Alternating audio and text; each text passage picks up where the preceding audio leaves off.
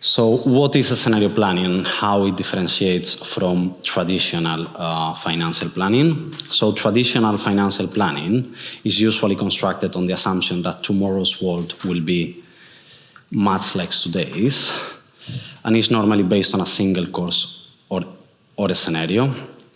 And then in some cases what we will do is, over that single course or that single scenario, we will incorporate sensitivity analysis. So what if I am able to sell 1% more? What if inflation is 1% higher? What if procurement is able to deliver, hopefully, a couple of points more of savings? A scenario planning is more than just a financial planning tool. I think this is one of the key elements. It shouldn't be just finance doing a scenario planning, but it should be the whole organization embracing the strategy and embracing the process. And it should be an integrated approach for the company to deal with uncertainty.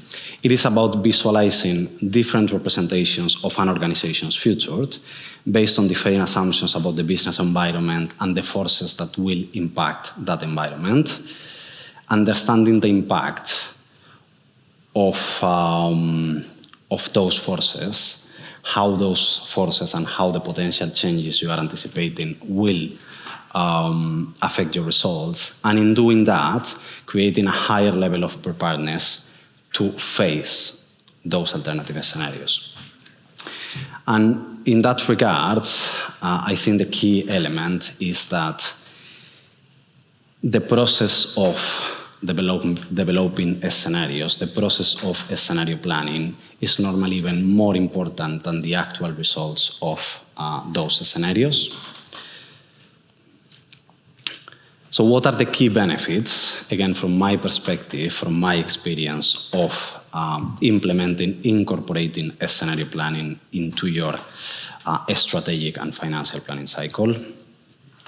So first of all, instead of as much of the organization actually do, instead of hiding from uncertainty, particularly in the days we are living today, it embraces and helps everyone in the organization to structure uncertainty. It helps to build understanding of the broader business environment across the whole organization. Again, this is key. This is not just finance doing a scenario planning. This is bringing the key people into the same table and from the beginning to the end of the process, having everyone that is relevant involved. It helps organizations develop the ability to think in a flexible way and with creativity, allowing alternative ideas and alternative viewpoints to surface. It makes key assumptions for your business explicit and surfaces hidden risks.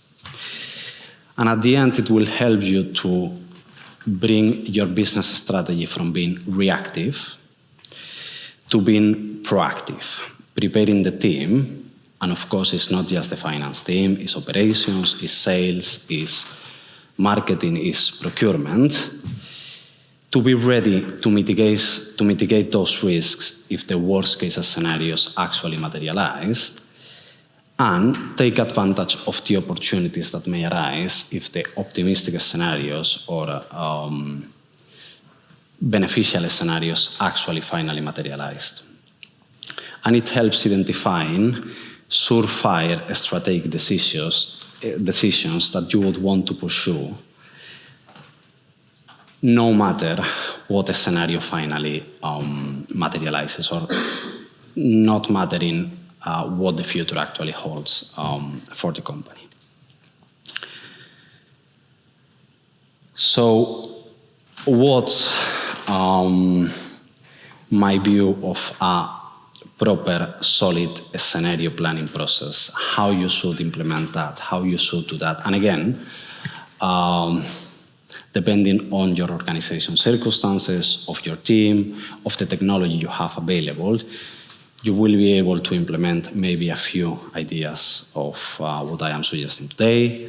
Maybe you will be able to do all of it. And at the end, you need to understand and implement what it works for you and for the context you are working in.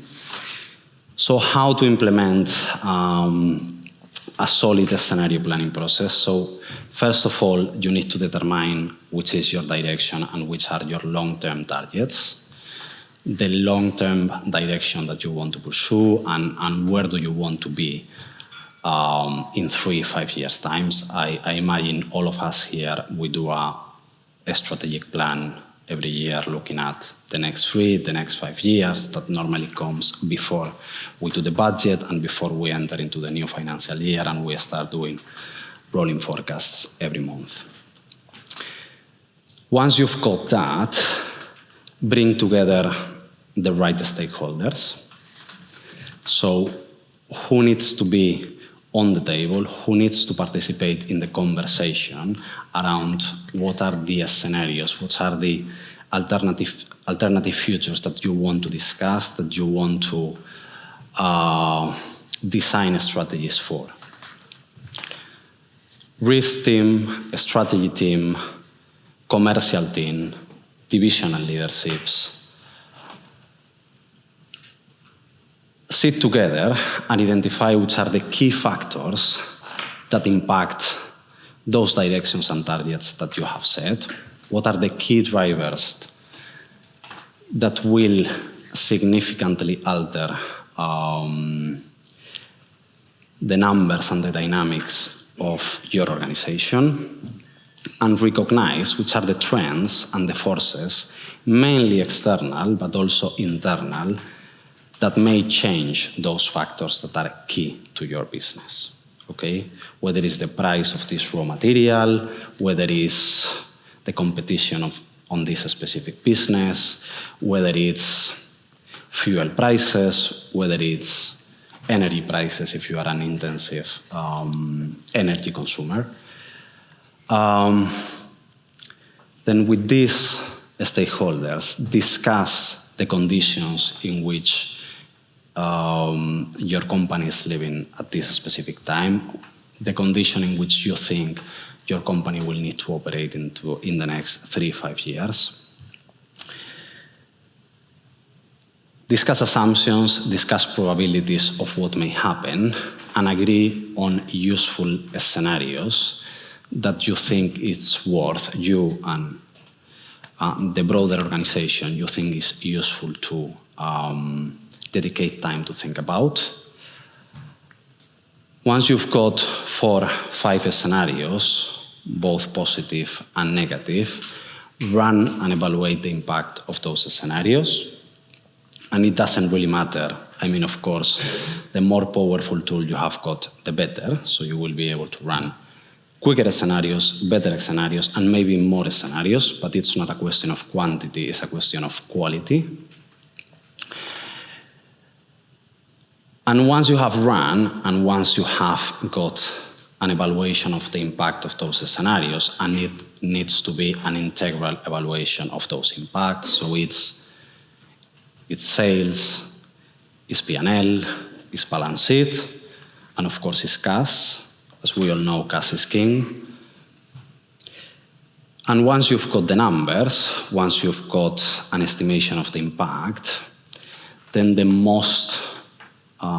probably the second most relevant step starts, which is, let's sit together, analyze and understand what the evaluation of this scenario is telling us, and then focused on identifying early indicators for each of those scenarios. So what are the early signals that one of those scenarios is actually materializing?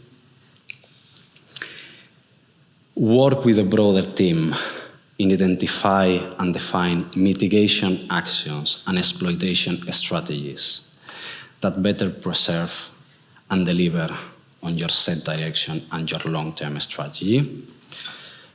So what are you gonna do if this scenario materializes? How are you gonna react?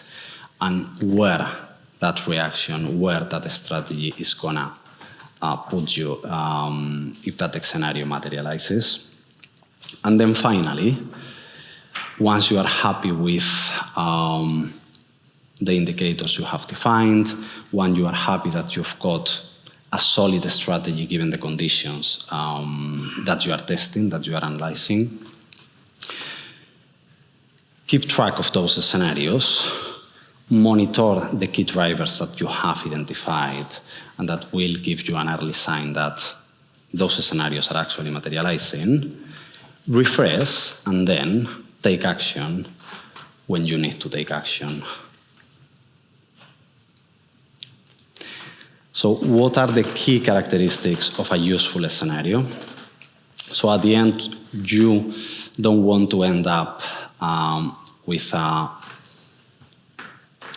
planning base case and then running 100 of scenarios, because at the end, most of the time, a lot of different external forces, internal drivers, will lead you to a similar position in terms of which are the impacts that those scenarios are generating in your organization. So find relevant scenarios, so scenarios that are relevant for your business, but at the same time, scenarios that are plausible, meaning if a new lockdown linked to COVID-19 starts in a couple of months, that will be for sure be relevant to most of the business that are represented in this room. If an alien invasion happens tomorrow, that will for sure impact your strategy in a dramatic way. But how plausible is that scenario?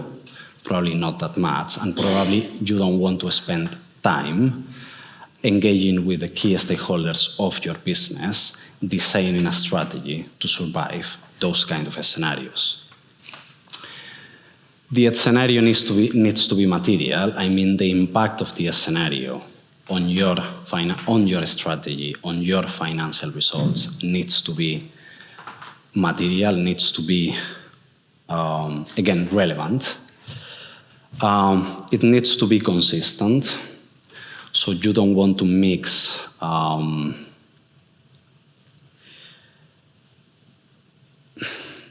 external forces, external factors that are generating contradicting dynamics in your business.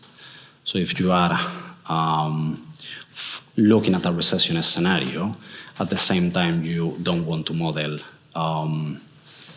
entering into a new market, or for example, making a big investment, opening a new facility in an existing market. So keep it coherent, keep it consistent. Measurable, you need to be able to put numbers on the results of that scenario materializing. You need to have measurable indicators that you are going to be able to measure in order to identify with enough time that that scenario is materializing. They need to be collaborative. Again, I have said already that it is not just finance defining the scenarios, modeling the scenarios, and designing a strategy to mitigate or to take advantage of those scenarios. Everyone needs to be in the room. Iterative, meaning you need to keep those scenarios relevant. You need to refresh those scenarios. Let's say, for example, we are a very intensive consumer of gas and electricity. So let's say that one of the scenarios we are running is that gas and electricity prices skyrocket in the next few months because we are seeing a few dynamics in the Middle East. We think demand that has been pretty low in Europe for the last few months and also in North America somehow starts to recover. And we think that that may lead to a big increase of energy prices. We may be modeling a specific change on those energy prices given the information that we have today. But in a couple of months, maybe that scenario is more likely than it was when we ran it for the first time. And we may actually think that when 2 months ago it was likely that gas TTF was going to go to 80 euro per megawatt, maybe now we think that actually the more likely scenario is 110 euro per megawatt. So the hedging strategy, for example, that we want to pursue, it will be different than the ones that we were defining. So particularly if you think that one of those scenarios is now more likely than it was, is becoming more likely, you are starting to see that some of the early indicators that you have defined are actually starting to signal to you that that scenario is actually going to happen. You want to come back to that scenario and you want to spend more time understanding, updating, and refreshing the strategy that you defined a few months ago.